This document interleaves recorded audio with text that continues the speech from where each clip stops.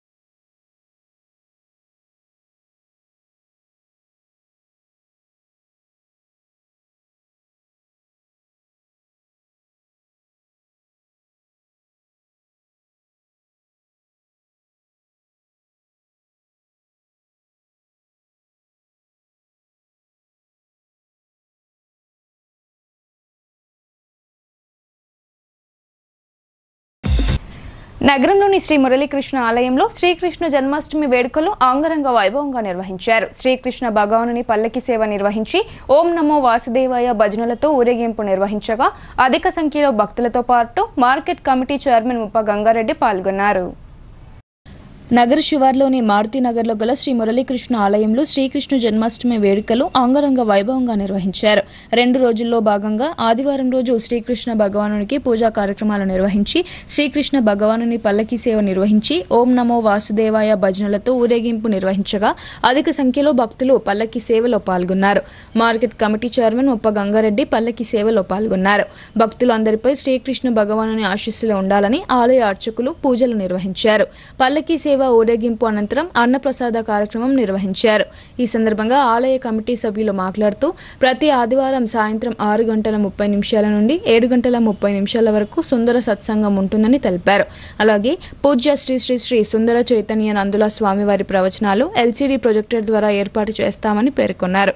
ప్రతి ఆదివారం అధిక సంఖ్యలో భక్తులు తరలివచ్చి స్వామివారి ప్రవచనాలు ఆలకించాలని కోరారు. ఈ కార్యక్రమంలో ఆలయ కమిటీ సభ్యులు వి రాములు, చంద్రమౌళి యాదవ్, చంటయ్యతో పాటు అధిక సంఖ్యలో భక్తులు పాల్గొన్నారు.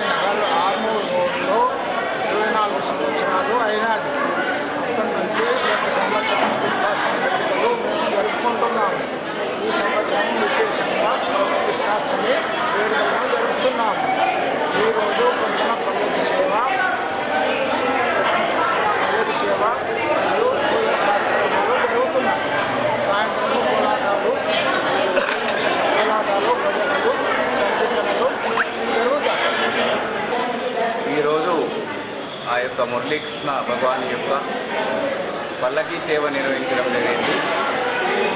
భగవంతుడు భక్తుడి కొరకు ఎప్పుడైతే లోకంలో పాపాలు పెరుగుతాయో ఆ యొక్క పాపాలను తొలగించడానికి దుష్ట శిక్షణ శిష్టరక్షణ గురించి భగవంతుడు ఆ యొక్క నామాన్ని స్మరణ చేసుకోమన్నాడు. విష్ణు సహస్రనామం చెప్పాడు మనకు. అనన్యా చింతయంతో మాం ఏ జనా పర్యోపాసతే తేషాం నిత్యాభియుక్తానాం యోగక్షేమం వహామ్యహం. ఆ భగవంతుడు చెప్పాడు తన యొక్క మాటల్లో, మీలాంటి బాధలను చింతలను తొలగించడానికి మీరు ఎలాంటి కష్టాలు వచ్చినా కానీ నేను మీ కొరకు ఉన్నాను అంటూ ఈరోజు మన యొక్క మురళీకృష్ణ భగవానుడు ప్రతి వాడవాడలో ఆ యొక్క భక్తుల కొరకు, వారికి ఎవరైతే గుడికి రావడానికి కూడా చేత కాదు, వృద్ధులు ఉంటారు, అలాంటి వారికి కూడా దర్శనం ఇవ్వడానికి ఈ యొక్క శ్రీకృష్ణ పరమాత్ముడు ఈరోజు మనకు వీధినా తిరుగుతూ ఎంతో వైభవోత్సవంగా ఈ యొక్క కార్యక్రమాలు నిర్వహించడానికి జరిగింది. దీనికి సుందర చైతన్య సభ్యులు మరియు భక్తులు అధిక సంఖ్యలో పాల్గొని ఈ ఆలయ అభివృద్ధికి ఎంతో పాటుపడుతూ వారికి ఆ యొక్క శ్రీకృష్ణ పరమాత్మ యొక్క అనుగ్రహం ఎల్లప్పుడూ ఉండాలని కోరుకుంటూ జై గిరిధారి, జై జై గిరిధారి. శ్రీరామ్ సాగర్ ప్రాజెక్టులో నీటి మట్టం క్రమంగా పెరుగుతుండటంతో ఆయకట్టుకు భరోసా ఏర్పడింది. ఎగువ ప్రాంతాల నుండి 151,806 క్యూసెక్కుల వరద నీరు వచ్చి చేరుతుండటంతో ప్రస్తుతం 62.673 టీఎంసీల నీరు నిల్వ ఉంది. బాల్కొండ మండలంలోని శ్రీరామ్ సాగర్ ప్రాజెక్టులోకి భారీగా వరద నీరు వచ్చి చేరుతోంది. స్థానిక ఎగువ ప్రాంతాలతో పాటు మహారాష్ట్రలోని ప్రాజెక్టుల నుండి వరద వస్తోంది. 151,806 క్యూసెక్కుల వరద నీరు ప్రాజెక్టులోకి వచ్చి చేరుతోంది. ప్రాజెక్టు పూర్తి స్థాయి నీటి మట్టం 80.5 టీఎంసీలు కాగా ప్రస్తుతం 62.673 టీఎంసీల నీరు నిల్వ ఉంది. శ్రీరామ్ సాగర్ ప్రాజెక్టులో నీటి మట్టం క్రమంగా పెరుగుతుండటంతో ఆయకట్టుకు భరోసా ఏర్పడింది. ఎస్ఆర్ఎస్పీ ఆయకట్టులోని ఖరీఫ్ పంటలకు పూర్తి స్థాయిలో నీరు అందవచ్చు వచ్చని అధికారులు లెక్కలు చెప్తున్నారు. కాగా సీజన్ ప్రారంభంలో వర్షాభావ పరిస్థితులతో జలాశయంలోకి ఆశించినంతగా వరద రాలేదు. దీంతో ప్రాజెక్టు నుండి ఖరీఫ్ పంటలకు కాలువల ద్వారా నీటిని విడుదల చేసేందుకు పాలకులు, అధికారులు మల్లాగుల్లాలు పడ్డారు. ప్రాజెక్టులో నీటి నిల్వ 22.673 టీఎంసీలకు చేరగానే మరింత వరద నీరు వచ్చే అవకాశం ఉందని ప్రభుత్వం నీటి విడుదలకు పచ్చజెండా ఊపింది. ఈ నెల 7న అధికారులు నీటి విడుదల చేపట్టారు. 4 రోజులుగా వర్షాలు కురుస్తుండటంతో ప్రాజెక్టులోకి భారీగా వరద వస్తోంది. ప్రాజెక్టులో నీటి మట్టం వేగంగా పెరుగుతుండటంతో ఖరీఫ్తో పాటు రబీ సాగుపై ఆయకట్టు రైతుల్లో ఆశలు చిగురిస్తున్నాయి.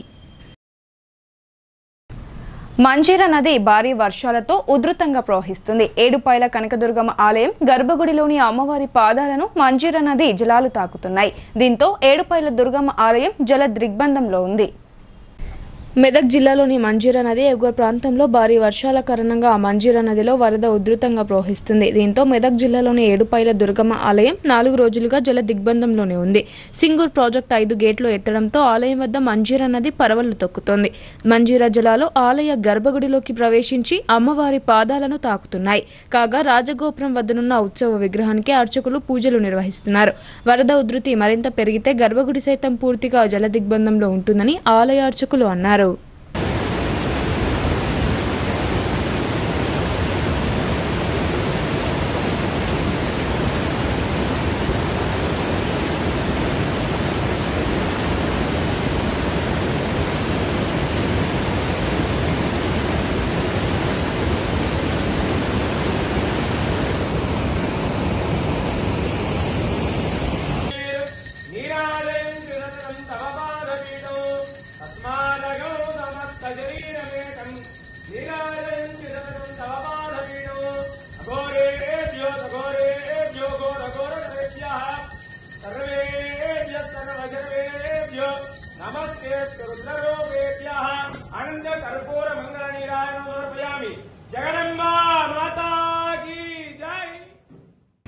కేంద్ర రాష్ట్ర ప్రభుత్వాలు ప్రజలకు ఇచ్చిన హామీలను పూర్తి స్థాయిలో అమలు చేయలేదని సిపిఎం రాష్ట్ర కమిటీ సభ్యులు బుర్రి ప్రసాద్ అన్నారు. ప్రజలకు ఇచ్చిన హామీలను అమలు జరపకపోతే దేశంలో రాష్ట్రంలో పెద్ద ఎత్తున పోరాటాలు నిర్వహిస్తామని ఆయన హెచ్చరించారు. నగరంలోని నాందేవాడలో గల సిపిఎం జిల్లా కార్యాలయంలో సిపిఎం నగర కమిటీ ఆధ్వర్యంలో విస్తృత స్థాయి సమావేశం నిర్వహించారు. ఈ సమావేశానికి ముఖ్య అతిథిగా హాజరైన రాష్ట్ర కమిటీ సభ్యులు జిల్లా బాధ్యులు బుర్రి ప్రసాద్ మాట్లాడుతూ కేంద్ర రాష్ట్ర ప్రభుత్వాలు ప్రజలకు ఇచ్చిన హామీలను పూర్తి చేయాలని అన్నారు. ముఖ్యంగా రాష్ట్ర ప్రభుత్వం ఇందిరమ్మ ఇల్లు కట్టిస్తామని హామీ ఇవ్వడం జరిగిందని, అందుకు గుడిసెలు వేసుకుని ఉన్నవారికి పట్టాలు ఇచ్చి ఇల్లు నిర్మించి ఇవ్వాలని ఆయన తెలిపారు. అలాగే గృహలక్ష్మి పథకం ద్వారా ప్రతి మహిళకు ఇస్తానని హామీ ఇవ్వడం జరిగిందని, అది కూడా అమలు చేయాలని, గృహజ్యోతి కూడా అందరికీ అమల్లోకి రాలేదని అందరికీ వచ్చేటట్లు చూడాలని ఆయన రాష్ట్ర ప్రభుత్వాన్ని డిమాండ్ చేశారు. 500 రూపాయలకే గ్యాస్ సిలిండర్ అని చెప్పడం జరిగిందని, అది కూడా అమలు జరిగే విధంగా చూడాలని, లేదంటే ప్రజలకు ఇచ్చిన హామీలను అమలు జరపకపోతే పెద్ద ఎత్తున దేశంలో రాష్ట్రంలో పోరాటాలు నిర్వహిస్తామని కేంద్ర రాష్ట్ర ప్రభుత్వాలకు ఆయన హెచ్చరించారు. ఈ సమావేశానికి జిల్లా కార్యదర్శి ఏ రమేష్ బాబు, నగర కార్యదర్శి సుజాత, నగర కార్యవర్గ సభ్యులు రాములు, నర్సయ్య తదితరులు పాల్గొన్నారు. ఈ రెండు ప్రభుత్వాలు మనకు అనేక హామీలు ఢిల్లీలో ఉన్నటువంటి మోడీ ప్రభుత్వం ఏ హామీ ఇచ్చింది? మేము అధికారంలోకి వస్తే పట్టణాల్లో ఉన్నటువంటి పేదలందరికీ, పట్టణాల్లో ఉన్నటువంటి పేదవాళ్ళు ఎవరైతే ఉన్నారో వీళ్ళందరూ కూడా ప్రధానమంత్రి ఆవాస్ యోజన కింద సంవత్సరానికి 1,00,000 ఇళ్ళు కట్టిస్తామని హామీ ఇచ్చింది. కానీ ఎక్కడ కూడా పట్టణాల్లో ఉన్నటువంటి పేదవాళ్ళు, గ్రామంలో ఉన్నటువంటి పేదవాళ్ళు, ఇళ్ళు లేనటువంటి పేదవాళ్ళు ఎవరైతే ఉన్నారో వీళ్ళని ఎవరిని కేంద్ర గవర్నమెంట్ గుర్తించడం కానీ, వాళ్ళ పేర్లు నమోదు చేయడం కానీ, వాళ్ళకి ఇళ్ల స్థలం ఇచ్చి ఇల్లు కట్టుకోవడానికి అవకాశం ఉండడం కానీ ఢిల్లీలో ఉన్న మోడీ ప్రభుత్వం దాదాపు 11 ఏళ్ళు అయింది. ఈ 11 ఏళ్ల కాలంలో సంవత్సరానికి 2 లక్షలు ఇల్లు ఇస్తామని చెప్పినటువంటి వాళ్ళు కనీసం 1,00,000 ఇళ్ళు కూడా ఇవ్వనటువంటి పథకం. రాష్ట్ర ఉన్నత విద్యా మండలి మాజీ చైర్మన్ ప్రొఫెసర్ ఆర్ లింబాద్రికి మాతృవియోగం కలిగింది. సొంత ఊరు రావట్ల గ్రామంలో అశ్రు నయనాలతో కుటుంబ సభ్యులు అంత్యక్రియలు నిర్వహించారు. రాష్ట్ర ఉన్నత విద్యా మండలి మాజీ చైర్మన్ ప్రొఫెసర్ ఆర్ లింబాద్రి మాతృమూర్తి లక్ష్మి అనారోగ్యంతో గత కొన్ని రోజులుగా హైదరాబాద్లోని ఓ ప్రైవేట్ ఆసుపత్రిలో చికిత్స పొందుతున్న ఆమె శనివారం రాత్రి మృతి చెందారు. ఆదివారం రోజు సొంత గ్రామమైన సిరికొండ మండలం రావట్ల గ్రామంలో కుటుంబ సభ్యులు రిక్క లక్ష్మి అంత్యక్రియలు నిర్వహించారు. ఆమె మృతి చెందారన్న విషయం తెలుసుకుని ప్రొఫెసర్ లింబాద్రి సన్నిహితులు, అభిమానులు గ్రామానికి చేరుకొని తమ తీవ్ర సంతాపాన్ని వ్యక్తం చేశారు.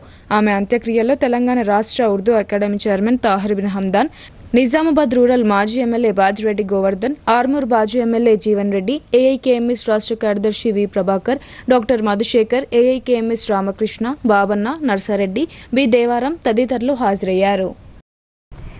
పురాతనమైన ఇళ్లలో ఉండకూడదని గతంలో మున్సిపల్ కమిషనర్, జిల్లా కలెక్టర్లు పదే హెచ్చరించినప్పటికీ కాలయాపన చేయడంతో ఓ పురాతన ఇల్లు భారీ వర్షాలకు కూలిపోయింది. ఎవరికి ఏమి కాకపోవడంతో అంతా ఊపిరి పీల్చుకున్నారు.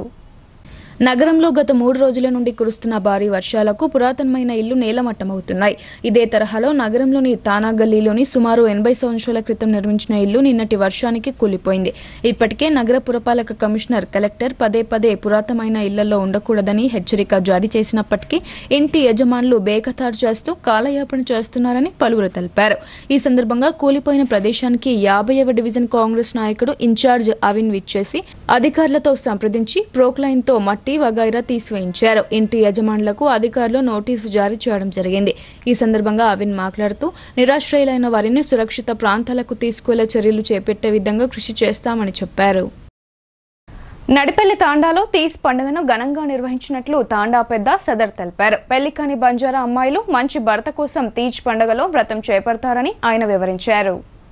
డిచ్పల్లి మండలంలోని నడిపెల్లి తాండాలో తీస్ పండుగను ఘనంగా నిర్వహించారు. బంజారా పెళ్లి కాని యువతులు ఇష్టంగా జరుపుకునే పండుగ తీస్ పండుగ అని తాండా పెద్ద సదర్ నాయక్ తెలిపారు. పెళ్లి కాని అమ్మాయిలు 9 రోజుల పాటు నియమనిష్టలతో అమ్మవారిని కొలుచుకుంటారని ఆయన వివరించారు. పురాతన కాలంలో జగదాంబాదేవి శివుణ్ణి ప్రసన్నం చేసుకోవడానికి వ్రతం చేసిందని, అదేవిధంగా బంజారా అమ్మాయిలు మంచి భర్త కోసం ఈ వ్రతం చేస్తారని ఆయన తెలిపారు.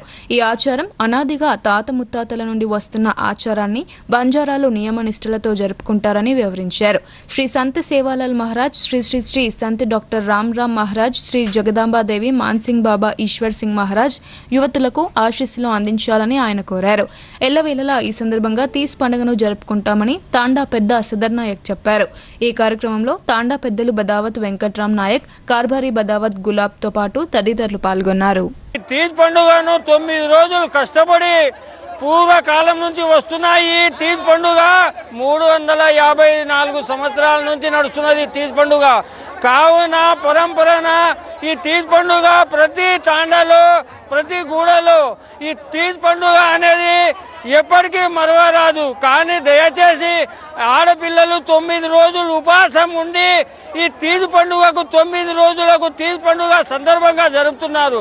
నడపల్లి తాండా గ్రామ ప్రజలు చెప్తున్నారు. కాబట్టి మీరు అందరూ ఇలాంటి తీజ్ పండుగ ప్రతి తాండా వాళ్ళు ఏ రోజుకైనా మరచిపోవద్దని గ్రామ ప్రజలు నడపల్లి తాండా గ్రామ ప్రజలు అందరికీ కోరుతున్నారు.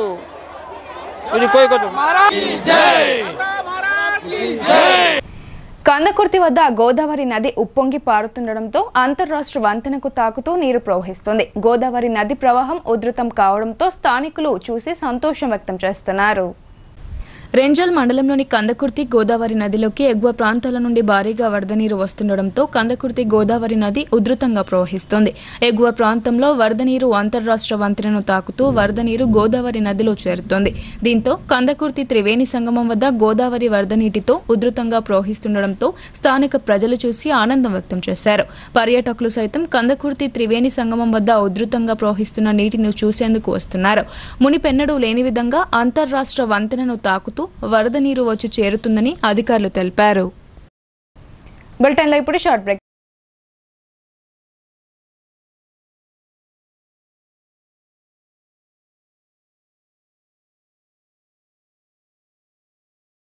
తెలంగాణలో మొట్టమొదటిసారిగా అధునాతన పద్ధతిలో నరాల మానసిక sex alcohol fits treatment AC intensive care unit ఇప్పుడు మన నిజామాబాద్ లో doctor B Keshavulu MD psychiatry Osmania గారి ఆధ్వర్యంలో అన్ని సదుపాయాలు గల అత్యాధునిక అతిపెద్ద హాస్పిటల్ ప్రారంభించబడ్డది. గమనిక, ఆధునిక ఏసీ వార్డు, అత్యంత విశాలమైన భవనం, అన్ని నరాల మానసిక సమస్యలకు మరియు ఆల్కహాల్ ను మాన్పించుటకు అడ్మిషన్స్ సౌకర్యం గల తెలంగాణలోనే అతిపెద్ద hospital doctor Keshavulu hospital. Bus stand ఎదురుగా లైన్, ఖలీల్వాడి.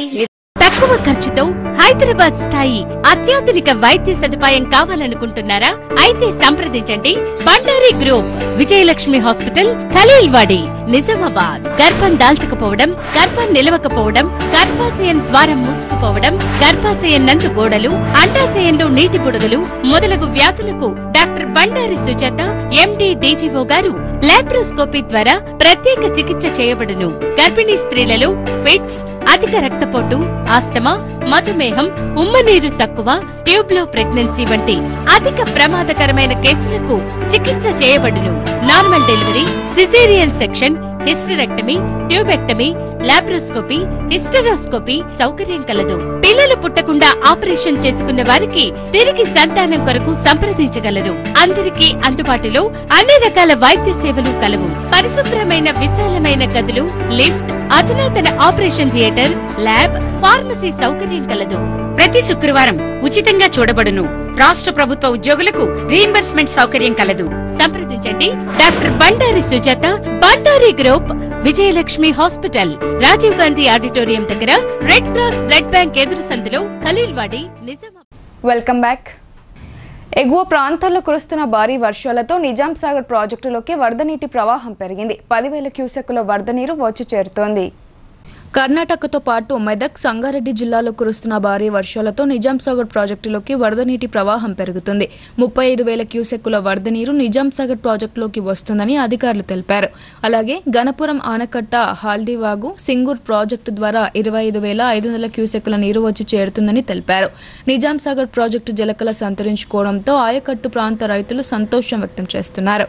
ప్రాజెక్టు పూర్తిస్థాయి నీటి మట్టం 17.8 టీఎంసీలు కాగా ప్రస్తుతం 9.408 టీఎంసీల నీరు నిల్వ ఉందని అధికారులు పేర్కొన్నారు. ఎగువ ప్రాంతాల్లో కురుస్తున్న వర్షాలతో సంగారెడ్డి జిల్లాలోని సింగూర్ ప్రాజెక్టులోకి 31,000 క్యూసెక్కుల వరద నీరు వచ్చి చేరుతోంది. ఎగువ ప్రాంతాల నుండి వరద నీరు ఉధృతంగా వస్తుండటంతో సింగూర్ ప్రాజెక్టు 5 గేట్లు ఎత్తి 45,000 క్యూసెక్కుల నీటిని మంజీరా నదిలోకి వదులుతున్నారు. ఈ నీరంతా నిజాం సాగర్ ప్రాజెక్టుకు చేరనుంది. ఇదిలా ఉండగా నిజాం సాగర్ ప్రాజెక్టుకు భారీ వరద నీరు వచ్చి చేరడంతో సోమవారం గేట్లు ఎత్తే అవకాశం ఉందని ప్రాజెక్టు ఈఈ సోలేమన్ తెలిపారు. ప్రస్తుతం ప్రాజెక్టులోకి 50,500 క్యూసెక్కుల వరద నీరు వచ్చి చేరుతున్నట్లు చెప్పారు. ఇదే విధంగా ఇన్ఫ్లో కొనసాగితే సోమవారం రోజు గేట్లు ఎత్తి మంజీరాలోకి నీరు విడుదల చేయనున్నట్లు పేర్కొన్నారు. ప్రస్తుతం 12.353 టీఎంసీల నీటి నిల్వ ఉన్నట్లు వివరించారు. నదీ పరివాహక ప్రాంత ప్రజలు అప్రమత్తంగా ఉండాలని కోరారు. ప్రస్తుతం నిజాం సాగర్ నీటి మట్టము 1400 ఫీట్లు ఉన్నది, అంటే 11.8 టీఎంసీలు. ఫుల్ కెపాసిటీ 17.8 టీఎంసీలు. ఇన్ఫ్లో 45,000 క్యూసెక్స్ వస్తుంది. సో ఇదే విధంగా ప్రవాహం నదిలోకి కొనసాగితే రేపు మధ్యాహ్నం తర్వాత ఫ్లడ్ గేట్స్ తెరిచే అవకాశం ఉన్నది.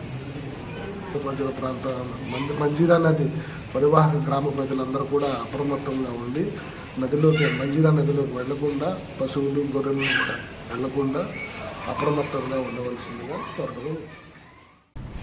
దూపల్లి గ్రామంలో శ్రీకృష్ణ జన్మాష్టమి వేడుకలను అంగరంగ వైభవంగా నిర్వహించారు. ఊరేగింపులో కోలాటాలు ఆడుతూ చిన్నారులు రాధాకృష్ణ వేషధారణలో అందరినీ అబ్బురపరిచారు. రెంజల్ మండలంలోని దూపల్లి గ్రామంలో శ్రీకృష్ణ జన్మాష్టమిని పురస్కరించుకుని యాదవ్ సంఘం నుండి హనుమాన్ ఆలయం వరకు శ్రీకృష్ణ భగవానుని ఊరేగింపు నిర్వహించారు. ఊరేగింపులో చిన్నారుల కోలాటం, అలాగే చిన్నారుల రాధాకృష్ణ వేషధారణలో అందరినీ అబ్బురపరిచారు. భజన సంకీర్తనలతో హనుమాన్ ఆలయం వరకు వెళ్లి బ్రాహ్మణులతో కలిసి పూజలు చేశారు. ఉట్టికొట్టి పూజలు చేసిన యాదవ సంఘం సభ్యులు వారి సంఘం వద్ద కూడా ఉట్టికొట్టి అన్నదాన కార్యక్రమం నిర్వహించారు. యాదవ సంఘం అధ్యక్షులు లింగం యాదవ్ మాట్లాడుతూ శ్రీకృష్ణ జన్మాష్టమి పురస్కరించుకుని నిన్నటి రోజు రాత్రి శ్రీకృష్ణ జన్మాష్టమి చేయడం జరిగిందన్నారు. అలాగే గోకులాష్టమి వేడుకలు నిర్వహించామన్నారు. యాదవ సంఘం నుండి శ్రీకృష్ణుని రథంని తీసుకుని కోలాటమాడుతూ భజన సంకీర్తనలతో చిన్నారులు రాధాకృష్ణ వేషధారణలతో హనుమాన్ ఆలయం వరకు వెళ్లి అక్కడ భారత్ బ్రాహ్మణస్తముల చేత ప్రత్యేక పూజలు నిర్వహించడం జరిగిందన్నారు. యాదవుల ఆరాధ్య దైవం శ్రీ రాధాకృష్ణ కాబట్టి వారి జన్మాష్టమి గోకులాష్టమిని అంగరంగ వైభవంగా నిర్వహించారు. అనంతరం అన్నదాన కార్యక్రమాన్ని ఏర్పాటు చేశారు.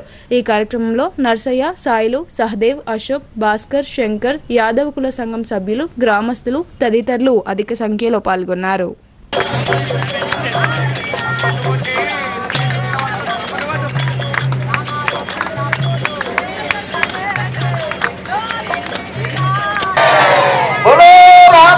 కృష్ణ భగవానికి, గోపాల కృష్ణ భగవానికి యొక్క పూజ చేసుకోవడం జరిగింది. ఈరోజు గోపాల కాలువ అంటే ఉట్టి కొట్టడము నిర్వహించడం జరుగుతున్నది. ఈ కార్యక్రమము గత 30 సంవత్సరాలుగా నిరంతరం కొనసాగిస్తున్నాము. గ్రామంలో ఉన్నటువంటి గ్రామ ప్రజలందరూ కూడా సుఖ సంతోషాలతో ఆయురారోగ్య అష్టైశ్వర్యాలతో ఉండాలని చెప్పేసి ఆ భగవంతుడికి ప్రార్థిస్తూ ఈ కార్యక్రమాన్ని కొనసాగిస్తున్నాము. శ్రీకృష్ణ పరమాత్మ ప్రపంచానికే జగద్గురువు. ఆయన ఉపదేశం చూపించినటువంటి గీత ద్వారా మనుషుల యొక్క మనుగడ, మనుషుల యొక్క గీతని మార్చుకునే శక్తిని భగవద్గీత ద్వారా ఇవ్వడం జరిగింది. ఆయన యొక్క మహిమలు చూస్తే చాలా అద్భుతము. ఆయన మనిషి అవతారంగా వచ్చి మానవుడు దేవుడుగా ఏ విధంగా మారాలనేది గీత ద్వారా మనకు తెలియజేశారు. మనము అందరూ కూడా గ్రామంలో ఉన్నటువంటి గ్రామ ప్రజలు కానీ దేశ ప్రజలందరూ కూడా సుభిక్షంగా ఉండాలని తెలియజేస్తూ, గ్రంథాలయాలు విజ్ఞాన కేంద్రాలని, నిరుద్యోగులకు అవసరమైన అన్ని పుస్తకాలు అందుబాటులో ఉంచుతామని జిల్లా గ్రంథాలయ సంస్థ చైర్మన్ అంతిరెడ్డి రాజురెడ్డి అన్నారు. యువత చదువుపై దృష్టి సారిస్తూ తల్లిదండ్రుల ఆకాంక్షలను నెరవేర్చేందుకు కృషి చేయాలని ఆయన సూచించారు. సాలూరు మండల కేంద్రంలో నూతన గ్రంథాలయ భవన నిర్మాణానికి జిల్లా గ్రంథాలయ సంస్థ చైర్మన్ అంతిరెడ్డి రాజురెడ్డి స్థలాన్ని పరిశీలించారు. నూతన మండలాల్లో 30 లక్షల రూపాయల నిధులతో గ్రంథాలయ భవన నిర్మాణానికి ప్రభుత్వానికి ప్రతిపాదనలు పంపారు. ఈ నేపథ్యంలో పలు మండలాల్లో గ్రంథాలయ భవనాలను నిర్మిస్తున్నారు. సాలూరు గ్రంథాలయ భవన నిర్మాణాన్ని చైర్మన్ అంతిరెడ్డి రాజురెడ్డి పరిశీలించి సంతృప్తి వ్యక్తం చేశారు. సకాలంలో భవన నిర్మాణాలు పూర్తి చేయించాలని సంబంధిత అధికారులకు వారు ఆదేశించారు. వైద్యుల నిర్లక్ష్యంతో ఒకరు మృతి చెందారు. దీంతో సదరు ప్రైవేట్ ఆసుపత్రి వద్ద బంధువులు ఆందోళన చేపట్టారు. రోగి మృతికి కారణమైన ప్రుడెన్స్ హాస్పిటల్ను వెంటనే సీజ్ చేయాలని సిఐటియు డిమాండ్ చేసింది. వైద్యుల నిర్లక్ష్యంతో ఒకరు మృతి చెందడంతో కుటుంబ సభ్యులు, బంధువులు, మిత్రులు, మెడికల్ రిప్రజెంటేటివ్ సిఐటియు ఆధ్వర్యంలో నిజామాబాద్ నగరంలోని శ్రీనగర్ కాలనీలో గల ప్రుడెన్స్ ఆసుపత్రి ఎదుట ఆందోళనకు దిగారు. ఈ సంఘటన శనివారం రాత్రి జరిగింది. బాధితుల కథనం ప్రకారం వివరాలు ఇలా ఉన్నాయి. ఆర్మూర్ ప్రాంతానికి చెందిన మెడికల్ రిప్ గా పనిచేసే సాయి కుమార్ తన బంధువు హైదరాబాద్ నుండి వస్తున్నాడని కారులో అతనిని తీసుకురావడానికి వెళ్లి తిరుగు ప్రయాణంలో బిక్నూరు మండలం జంగంపల్లి వద్ద రోడ్డు ప్రమాదం బారిన పడ్డారు. అతనితో పాటు ప్రయాణిస్తున్న 5 వ్యక్తులకు తీవ్ర గాయాలు కాగా సాయి కుమార్ అనే వ్యక్తిని నిజామాబాద్ ప్రుడెన్స్ హాస్పిటల్లో చేర్చారు. అతని చేతికి కాలికి గాయమైందని చెప్పి హాస్పిటల్ వర్గాలు చేర్చుకుని ట్రీట్మెంట్ ప్రారంభించారు. వైద్యం చేస్తుండగా సాయి కుమార్ మరణించాడని తెలపడంతో బంధువులు ఒక్కసారిగా దిగ్భ్రాంతి చెంది హాస్పిటల్ వర్గాలను నిలదీయగా సమాధానం చెప్పడానికి చాటేసినారు. ఈ విషయంలో మృతుడి బంధువులు అతనితో పనిచేసే మెడికల్ రిప్రజెంటేటివ్ సంఘం సభ్యులు ఆసుపత్రికి చేరుకుని ధర్నాకు దిగారు. బాధిత కుటుంబానికి న్యాయం చేయాలని సిఐటియు నాయకులు నూర్జహాన్, కటారి రాములు, మానవ హక్కుల సంఘం అధ్యక్షురాలు రషీదా బేగం, టీడీపీ అధికార ప్రతినిధి పురుషోత్తం, తెలంగాణ మెడికల్ రిప్రజెంటేటివ్ సంఘం అధ్యక్షుడు శ్రీనివాస్తో పాటు మెడికల్ రిప్లు పాల్గొన్నారు. ఈ సందర్భంగా సిఐటియు జిల్లా కార్యదర్శి నూర్జహాన్ మాట్లాడుతూ నిజామాబాద్ జిల్లాలో ప్రుడెన్స్ హాస్పిటల్, కార్పొరేట్ హాస్పిటల్లో ఉదయం 10:30 మెడికల్ రిప్ సాయి కుమార్ అడ్మిట్ చేయడం జరిగిందన్నారు. అందరితో మాట్లాడిన వ్యక్తి, హాస్పిటల్ వివరాలు చెప్పిన వ్యక్తి, ఇన్సూరెన్స్ గురించి చెప్పిన వ్యక్తి 1 గంటలోనే మొత్తం మార్చేసి రక్తం తక్కువగా ఉందంటూ చెప్పడం జరిగిందని, ఆ తర్వాత చదువురాని కుటుంబ సభ్యులను లోపలికి పిలిపించుకుని సంతకాలు చేయించుకున్నారని, 10 నిమిషాల్లో మీ వ్యక్తి చనిపోయాడని సమాధానం చెప్పారని మండిపడ్డారు. ఆ వ్యక్తి ఎలా చనిపోయాడో చెప్పడానికి కూడా కనీసం ఒక్క డాక్టర్ కూడా ముందుకు వచ్చి చెప్పకపోగా యాజమాన్యం కూడా పట్టించుకోలేదన్నారు. పోలీసులు కూడా యాజమాన్యానికి ఒత్తాసు పలికారన్నారు.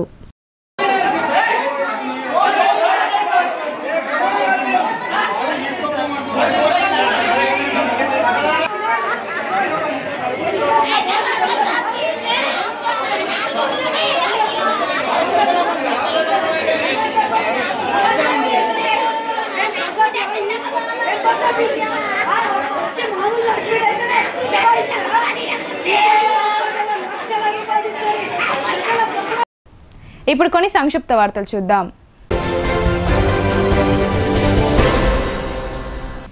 సిరికోన మండలంలోని కొండూరు గ్రామంలో గౌడ సంఘం సర్దార్ సర్వాయి పాపన్న 375వ జయంతోత్సవ వేడుకలను ఘనంగా నిర్వహించారు. పాపన్న చిత్రపటానికి పూలమాల వేసి ఘన నివాళులర్పించారు. ఈ సందర్భంగా గౌడ సంఘం ప్రతినిధులు మాట్లాడుతూ 400 ఏళ్ల క్రితమే బహుజన రాజ్యాన్ని సాధించిన గొప్ప చక్రవర్తి సర్వాయి పాపన్న గౌడని అన్నారు. అన్ని వర్గాలను కలుపుకొని భూస్వాములను, దొరలను, పెత్తందారులను, జమీందారులను ఎదిరించి గోల్కొండ కోటను ఏలిన మహోన్నత వ్యక్తి అని కొనియాడారు. ప్రస్తుతం 42% రిజర్వేషన్ల కోసం పోరాడడం హాస్యాస్పదంగా మారిందని అన్నారు.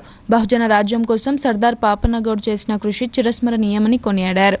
ఈ కార్యక్రమంలో గౌడ సంఘం ప్రతినిధులు సాయా గౌడ్, నర్సాగౌడ్, రాజేశ్వర్ గౌడ్, ఆనంద్ గౌడ్, వినోద్ గౌడ్ తదితరులు పాల్గొన్నారు. ఇందల్వాయి మండల కేంద్రంలో బంజారా నాయకులు మీడియా సమావేశం నిర్వహించారు. ఈ సందర్భంగా కాంగ్రెస్ ఎస్టీ సెల్ జిల్లా సదర్ రాజు నాయక్ మాట్లాడుతూ rural MLA doctor Bhupat Reddy బంజారాల అభివృద్ధికి కృషి చేస్తున్నారని అన్నారు. బంజారాల ఆరాధ్య దేవత జగదాంబమాత ఆలయాన్ని నిర్మించేందుకు సహకారం అందించారని అన్నారు. ఈ భూ వివాదం పరిష్కారానికి ఎంతో సహకారం అందించారని చెప్పారు. ఈ సమావేశంలో కాంగ్రెస్ పార్టీ ఎస్టీ సెల్ నాయకులు తూకారం నాయక్, మోతీలాల్ నాయక్, ముడావత్ నారాయణ, కుమార్ నాయక్, రవీందర్ నాయక్, బాబురావు తదితరులు పాల్గొన్నారు. వార్తలు ముగించే ముందు హెడ్లైన్స్ మరోసారి.